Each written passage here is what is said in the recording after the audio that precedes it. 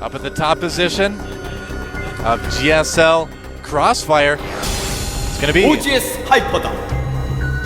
OGS Hyperdub. Very experienced player. There he is, adjusting his keyboard. It has to be in the right position. Definitely. Saw Flash play the other day. He actually uses a ruler to kind of measure out the monitor and the keyboard, make sure everything is in exactly the right place.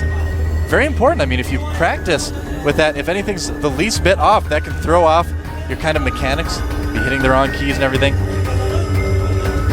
So it's good to take the time to make sure that you feel comfortable playing. If you have to worry about your keyboard and mouse, you're obviously not going to be able to play that well. Yeah. Now, Hyperdub, this is, of course, a TVZ. Hyperdub is the Terran player, and I'm not sure if we're going to... Might eventually get an... Are we eventually going to get an announcement on... Zoom in on Hyperdub. On the other player? Check out those headphones. Those are really cool. Sometimes they skip the Street Fighter voice. Maybe. We'll find out. We'll see. Oh, wait. There it is. There's our Blue Zerg player down at the bottom. He's not a plane. He is geometrically a... Come on. Genex line. There you go. Line. All right. Well, didn't quite line up like I hoped. Right. But, you know, he actually looks a little bit like Choi. They have similar hair. Indeed. Now, Line, he has actually been in the GSL before as well. He actually, if you remember, in GSL January, there was a player named Guardian. That was Line. He's changed his name since then. Same guy. Was eliminated actually by Yu-Gi-Oh! Back in that. But had to requalify since he got eliminated from Code A then, and requalified beating a relatively unknown player named Tasia. Line, though, definitely no slouch.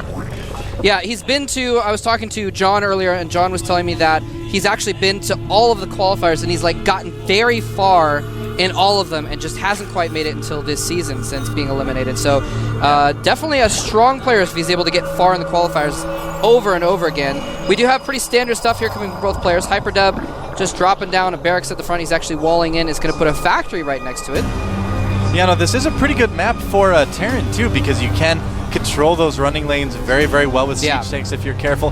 The big failing we've seen a lot of Terran players do on this map is they'll move out with that two base pressure with tanks and marines, and then they won't scout ahead, and they'll siege up too late and lose to speed. Oh my so goodness, that's I have big thing. seen Terrans lose to that so many times. I never understand why they don't send something out ahead, because if they just see it coming a little bit in advance and they hit siege mode, it saves the game for them. Even players like Nada. Indeed, yeah. Losing like that. So some of the very best. You know, that is the big danger for Terran on Crossfire, is that there's so many little up and down ramps as you travel around the map. It's kind of easy to forget to scout ahead on just one. And you know, the ramp you don't scout ahead in, that's the one that all the Zerglings and Banelings are hiding behind. That's how it is every single time. This Factor is really, really anxious to land down on the reactor. It was just kind of hovering there above the barracks saying, come on, move out of the way, move out of the way. Starport going down in the background as well, and a tech lab on the barracks. Yep. So a couple of Hellions coming out, and very interesting. They're obviously going to be able to dispatch those Zerglings with a little bit of micro. I'm curious if we're going to see a drop with those Hellions or not, since he did make that Starport very quickly. It could be. I mean, it certainly could be a Hellion drop. He may even be planning on doing some sort of Hellion expand, although he did get the Starport first, so that's a little bit odd for some sort of expand build. All right, Tech Lab on the Starport.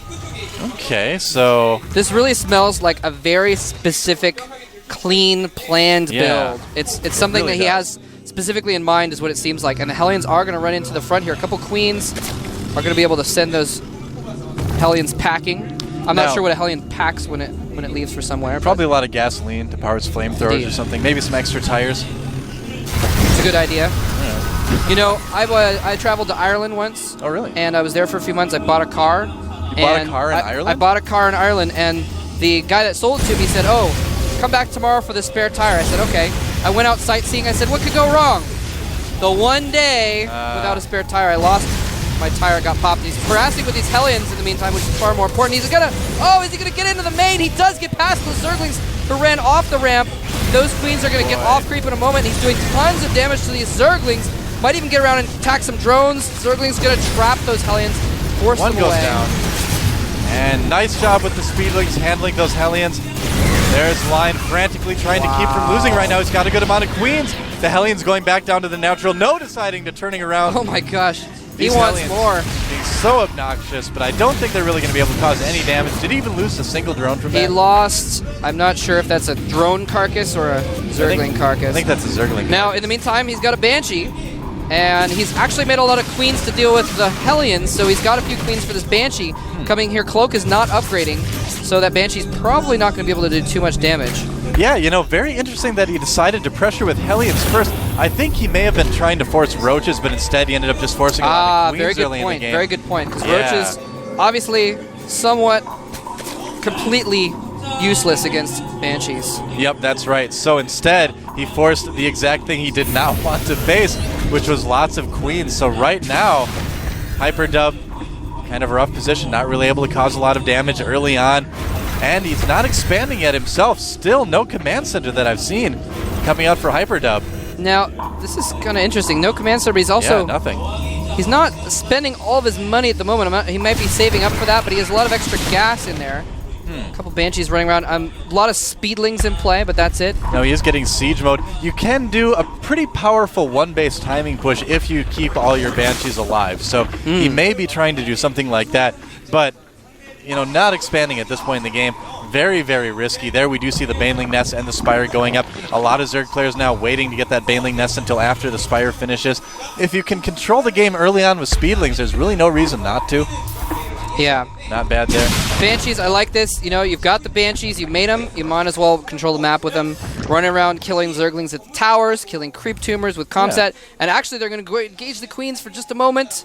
And they almost became kings because they got engaged to the Queens, but ran away at the last moment. Well, they wouldn't become kings until they married the Queens. That's true. But now the Banshee pilot is female, so that brings up all other kinds of, and then there's like different species, so that attack would not be legal in some states, I suppose. Zerglings running around. Now there's not really much in the way of Hellions on the map any longer, just Marines and a tank, some SCVs coming out. Hyperdub might be looking to attack here pretty soon. There is a Baneling Nest. Spire is about to finish, and he's actually saved up enough for about 7 Mutalisks right now, and he's going to produce, in fact, all 7 of those as soon as his Spire finishes.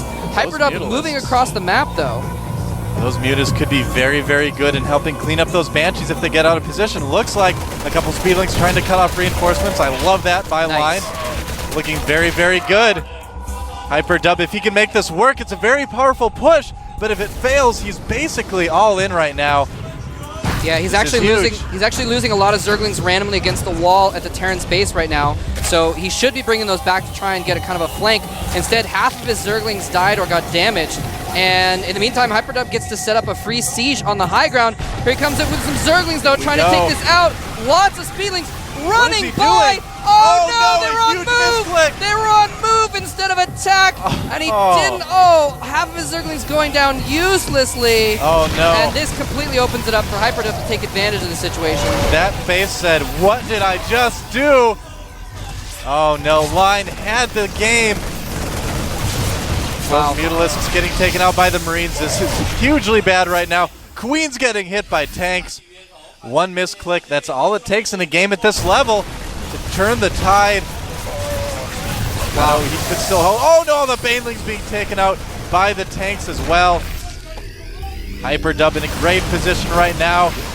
Nice transfuse on the Mutalisks, but ultimately not going to be enough. Queen getting taken out. This is a disaster for Line. I feel so bad for this guy. Yeah, he's making 18 Zerglings.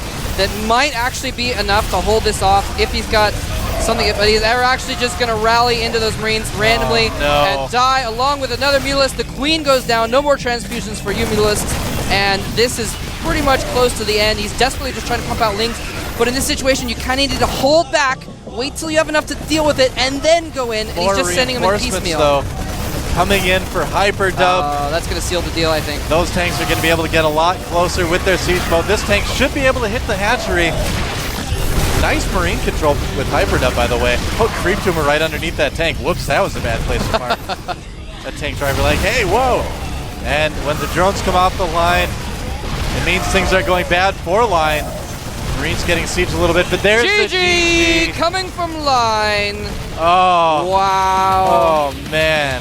That just makes you feel sick. Exactly. I think if he hadn't misclicked those Zerglings, he would have taken that out and been on even footing, I think.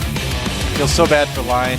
Obviously, he's not feeling too great after that game. Not the best start in this season in Code A for Lion.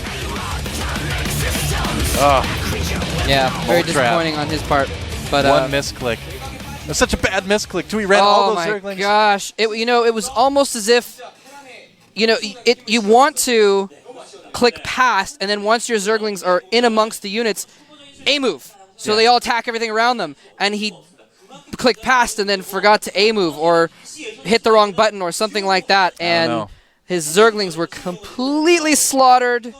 That is really, really too bad because I think he could have taken that out if he'd gotten that A move off. Yeah, I feel like he had enough combined with the Mutalisks. It would have been close. I mean, Hyperdub did have a lot of Marines. Yeah. The tanks would have been shelling them at the same time at the Zerglings. So I'd say Line would have taken that fight, but we'll never know now. Especially seeing as how Line was able to hold out for another few minutes. Yeah. Just with transfusions and Mutalisks and more Zerglings. Imagine if he'd actually done damage, that contain I don't think would have been nearly as viable. Yeah, Line, unfortunately, playing really well, I thought, up to that point. One misclick, that's all it takes at this stage in the game, but the next game has started. Forget that old game. That's in the past now. Line. That game is old-fangled. That's an old-fangled game. That's right. That's going to be like the new thing this season. Maybe. It's high fives last season. Old-fangled. Let's get it going.